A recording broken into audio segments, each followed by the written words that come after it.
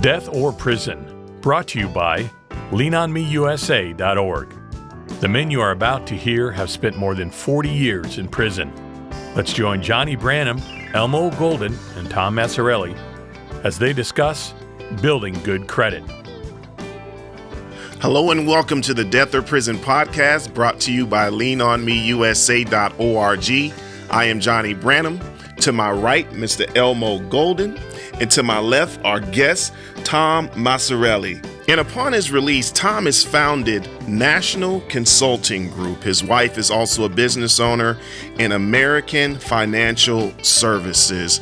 So Tom, catch us up with what you're doing today and a little bit about yourself. Okay, thank you for having me on the program, by the way, and thank you to Lean On Me. It's a great organization and certainly is a help to any inmate and returning citizens. Let me give you a little bit of backdrop on my story. I was in the investment business for many, many years, since the day I got out of college in 1978 until 2005. Got into a little trouble with one of my investments. I got convicted of a crime. Did 13 years, Florida Department of Corrections, and I went to work release. And at work release, it was a little bit taken aback when they said, okay, you can leave the center and go and find a job. And I was walking down the street and looking behind me. I was wondering if I was going to get rearrested for leaving the facility, you know. But I did end up getting a job at a golf course. And it was about 9 months prior to my release. I got released in November of 2018. And I'll never forget this day. It was July 27th. Couple of months before my release, and it hit me like a ton of bricks. I was sitting under a tree taking a break, and I realized that I had no way to live, no money, no job, no clothes, and it was, I can't even explain the feeling that I had. At that very moment, my cell phone rang. I said hello. It was a lady on the other end of the line. She said, I got your name from a friend of yours, and I'm looking to start a business. I said, okay. She said, can you give me some advice? So I did, and we talked for many days, and that lady ultimately became my wife. A month prior to my release, she came to visit me. She used to come every Saturday and Sunday. It was visitation days. And she said, you look a little bit down. I said, I have a problem. You know, I don't even have a car. I mean, I have nothing. She said, well, check your credit score. I said, how do you do that? She said, because you had a phone at work release. They allowed you to have a phone. And she said, download an app called Credit Karma. So I did. And I had no credit score a week before that. And then I suddenly had a 750 credit score. And I said, well, how did that happen? She said, I added you as an additional card holder to my credit cards. And I said, well, great, I got a credit score now, you know, and when you get released from prison, everything you do, if you open up a bank account, you need a credit score. If you rent an apartment, obviously they're going to pull your credit. If you buy a vehicle, they pull your credit. If you get a job, they pull your credit. And to get a credit card, obviously they pull your credit. So this certainly was a big boost for me. And a 750 credit score is a pretty good score. So about an hour later, she left visitation. Visitation was over at 3 o'clock. About an hour later, my cell phone rang. And she was at an automobile dealership. And she said, I can get you a car. Do you want it? I said, I'm still technically in prison. How are you going to get me a car? So she handed the phone over to the sales manager. Sales manager said, do you have a job? I said, yes. I was working at work release. What's your credit score? I said, 750. He said, well, I can get you into a brand new Kia Optima with a $3,500 rebate, which will pay for the tax tag and title, and I have a check for you for $2,000. I said, where do I sign? Wow. So Sharon picked me up a month later, and I got into my brand new car that had 27 miles on it with a $2,000 check in my pocket from the car deal. And I couldn't figure out how to start the car because when I went into prison, you had to use a key. And I'm looking for a place to put the key. Mind you, I had no key anyway. There was just a fob. And I said to Sharon, how do I start the car. So you have to press the button. Press the button. So I did. I pressed the button, got it started, and my hands were literally shaking when I drove on the road, for the first time. So, to make a long story short, I realized at that point how important credit was. Because if I didn't have that credit score, I wouldn't have the car, and I wouldn't have the $2,000 to get me clothing and food and so on to the point where I could take my life to the next level.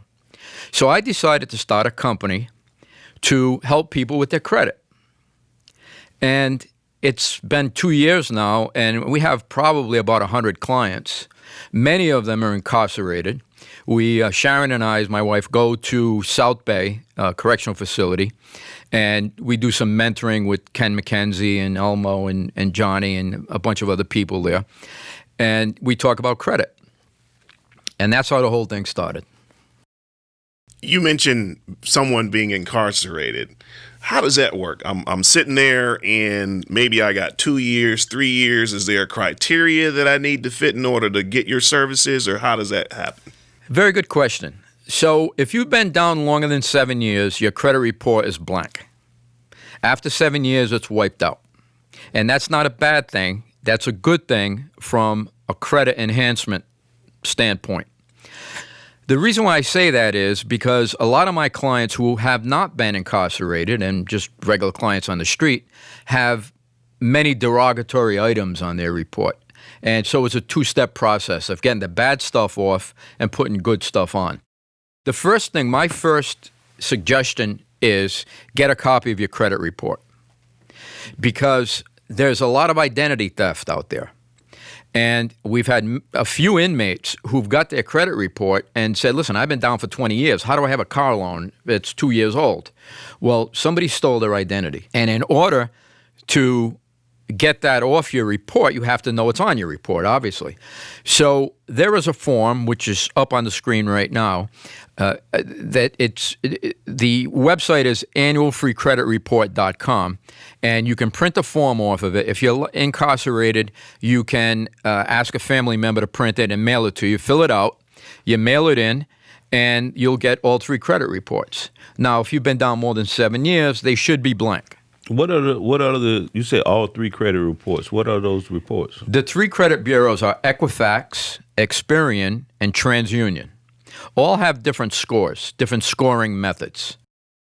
One of them is from 350 to 800. One of them is from 400 to 850. But basically, if you can get your score into the 700s, you're looking pretty good. Now, you mentioned 750. And, for some of us who may not know what's a good credit score, what's a bad credit score, what is the range of credit scores and what's a good and bad credit score? A good credit score is anything over 650. If you're over 650, you can get a credit card, you can get a prime automobile loan. I mean, I got my automobile loan at 2% interest, which is pretty good. If I went in there with a 500 credit score, I probably still could have got the loan, but my interest would have been 18%. Now, you say, well, what the difference does it make? Well, because the payment goes from $400 a month to maybe $550 a month. So it definitely makes a big difference. Your score is calculated by, and you're going to see it up on the screen, different factors. The amount that you owe, your payment history, obviously is the most important thing. The credit mix, what's on your credit report, the length of history, any new credit, and so on. And they calculate there's an algorithm that calculates all of this and produces a score. Yeah, I got another question. Is the credit tool for us? There's no question about it that having good credit makes life much easier than having bad credit. And not just for incarcerated people, but people who are on the street. I have a bunch of clients who are in prison and their family uses our services. They're not incarcerated, obviously. So, yeah, a good credit score works for everybody. I had one lady who had an automobile loan. She was paying $600 a month. And then after our service, she refinanced her loan and she was paying $420 a month. So she saved a bunch of money because her interest rate went down. So, yeah, it is a good tool. So, Tom, give me a step-by-step, comprehensive way of establishing credit. Okay, your credit report is made up of trade lines. Trade lines are accounts that you have on your credit report, obviously. So the trade line that's in front of you on the screen is for an automobile loan. Now, in this particular instance, it shows an exceptional payment history. It shows the account date when it was taken out. It shows that it's been paid every month on time, and so on. These are called trade lines.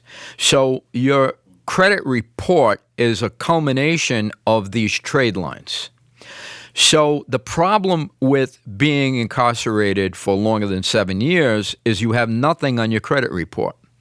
So when Sharon put me on as an additional card holder on her Discover card and her Visa and American Express, I acquired all of her credit history. So even though I had no history, by being an additional card member on her account, it was still her account, I got her history, which gave me a credit score. So basically, after 7 years, everything fell off, and then only good history went on, and within 2 weeks or a month, I had a 750 credit score. For the people who are listening, who are incarcerated, they may have family. They may have a wife, a brother, sister, or mother who's in that same situation. What are some of the pros and cons of a family member or a loved one deciding to do that for their loved one while they're incarcerated? That's what we encourage.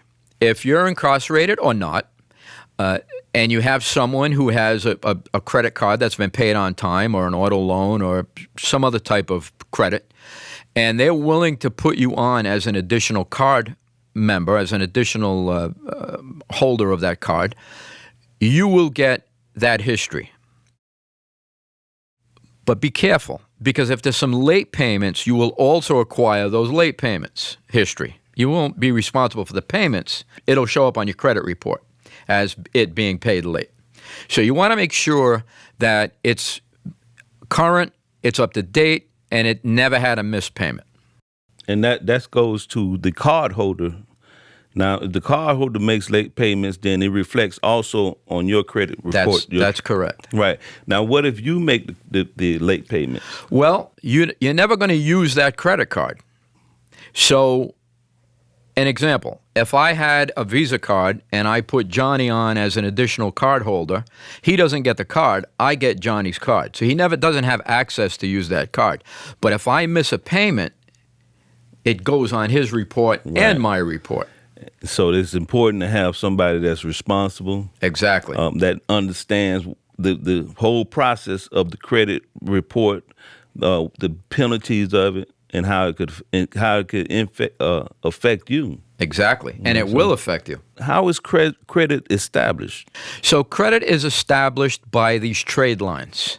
So if you have, it's been our experience, just by trial and error, that 4 trade lines is the magic number. 1 trade line will help, 2 is good, 3 is better than 2, but 4 is the best number. And we do a lot of business with people who play in the NFL, and they have a lot of money, obviously, so they buy many more than 4 trade lines. And so it bulks up their credit report much easier, but they're making a lot of money too. So we found a company that sells trade lines. They're obviously the best way for anybody incarcerated to do it is through a family member or loved one, because they'll put you on for free. But if you don't have that situation, you could buy trade lines. And the trade lines go on the report. Your score would go up immediately. If you're out of prison, or actually the whole process takes about 90 days. So even, if you're in prison with an EOS date of 90 days from now, that's fine. You'll get out with a high credit score, and then you apply for your own credit card and start building your own credit along with the trade lines that are on there. And that's how you establish the credit. Could you define a trade line, and approximately how much do they cost? Okay, so a trade line is an account that shows up on your credit report. So let's say I have an automobile loan with JP Morgan Chase.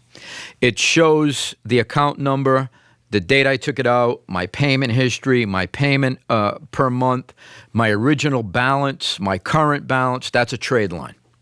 And it would be the same thing if it was a credit card. It would be the day that I established that credit card, excuse me, my original credit limit, how much I owe now, my payment history. That's a trade line. That's what a trade line is. And purchases, we're talking about establishing credit. Correct. Okay, what type of purchases should I make to boost the credit up, or to have it something that's recognizable by those three companies that you talked about, Equifax, TransUnion? Okay, so once you have an established credit score, it's a staged process. Then we advise you as to what credit cards you could get. Once you get that credit card, don't get the credit card and just throw it in the drawer. Use it to buy gas, or use it to buy something that's $20 or $30. At the end of the month, pay it off. Use it again and pay it off. You're establishing a credit history, and that's what you're trying to do. But you can't get that credit card unless you have a score. And how do you get a score if you're in prison? You do it with trade lines. Now, you mentioned that someone can purchase this, someone that may be looking to obtain your services. How much would they be looking to get into financially in order to purchase the trade lines in order to establish their credit? Okay, so again, our first suggestion is to use a family member, a friend, or whatever.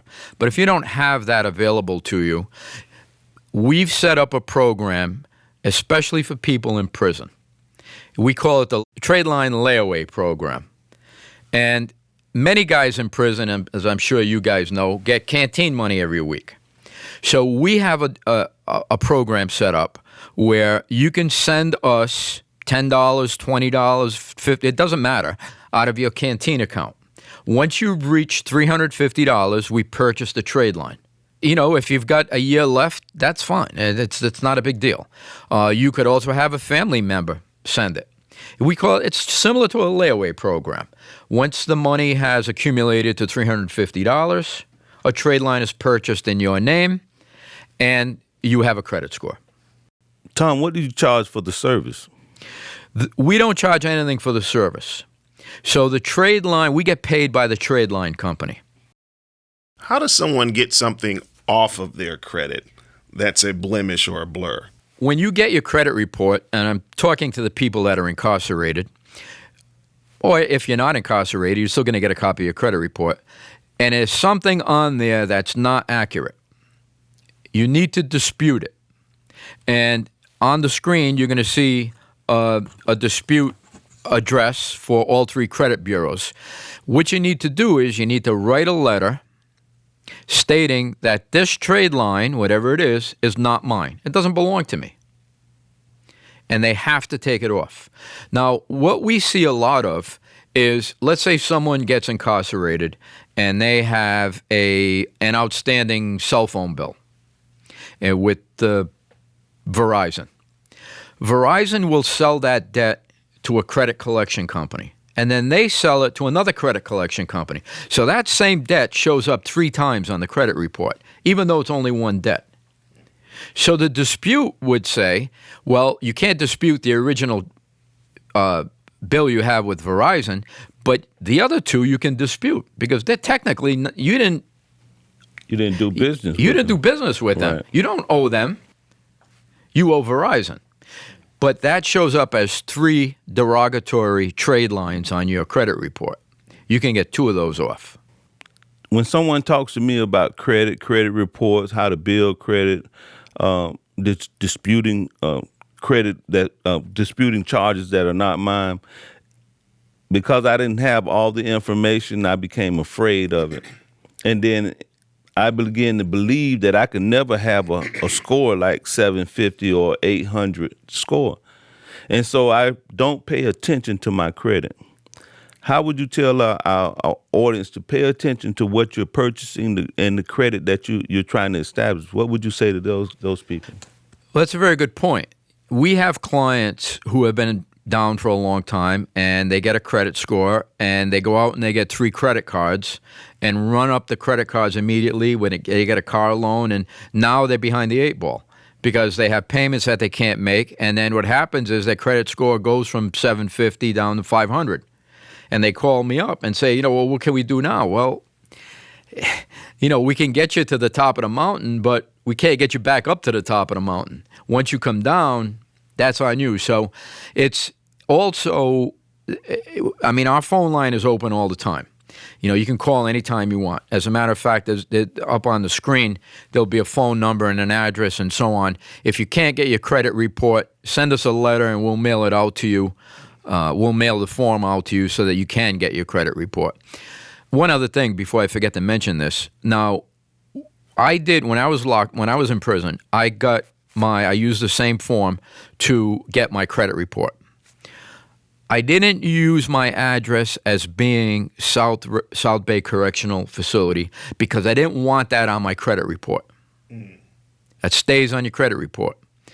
So I had my credit report sent to my brother, who mailed it to me.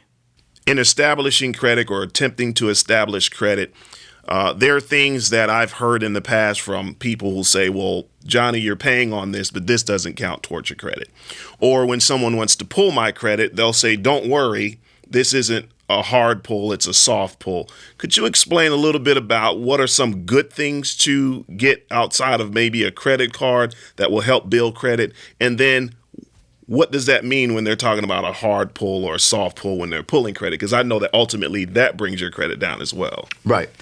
Well, there are different types of credit that you can establish. It would be like a loan, let's say, or a credit card, which is a revolving charge, or an automobile loan, or a mortgage. There's different types of credit.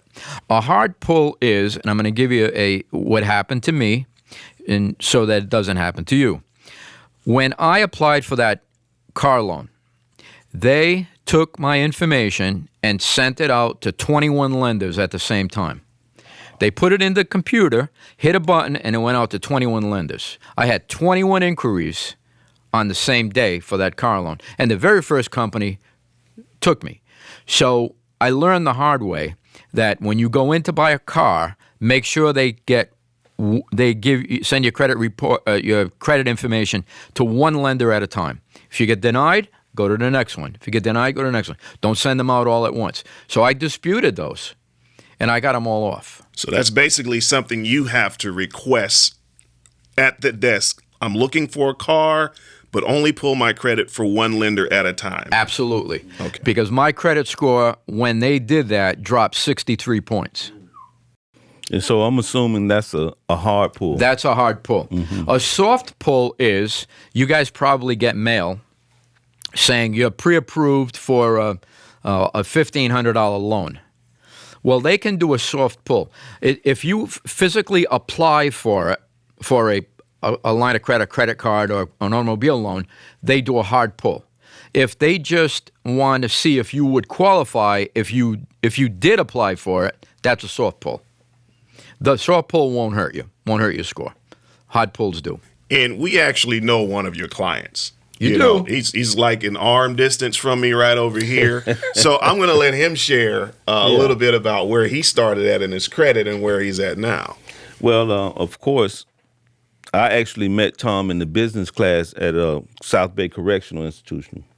And I could never get into the class, but what I would do is I would go to the class and sit in the room. The teacher allowed me to come into class.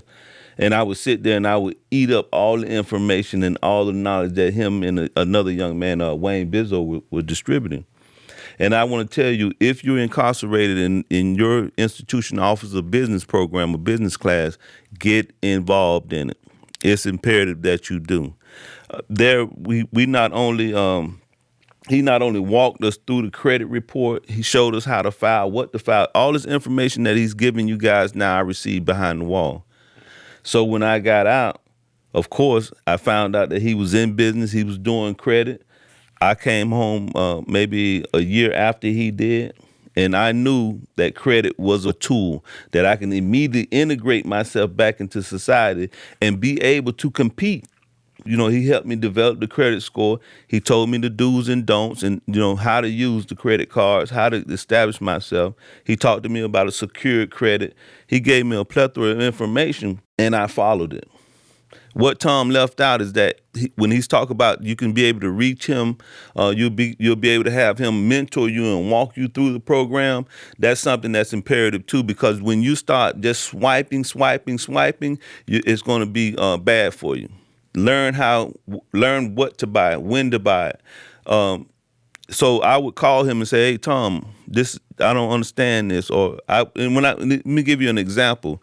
We were actually talking about using the credit cards to make large purchases, like vehicles. He said, "No, don't do that right now because your other history is not lining up with your credit. So establish yourself this way. Make sure you've been on the job for a few months, 6 months. Make sure that you're receiving a paycheck. Deposit that check into a bank account to where you can start developing that history." And I started doing all those things, and Tom, he taught me about the trade line. And so as soon as the trade line came, I paid Tom for his services, paid for the trade line, and boom.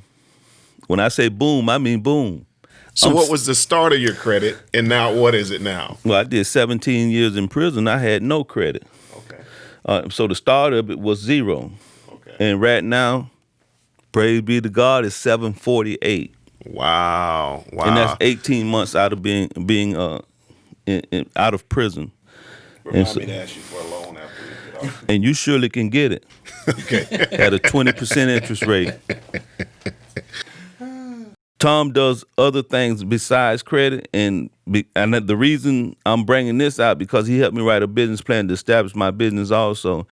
Now, Tom, Elmo mentioned that you offer other services. Tell us a little bit about those. Well, we taught the business class at South Bay for about 5 years, and it's my opinion that everyone should be in their own business, because if you're in prison, you're an innovator, because you don't get in trouble if you're not.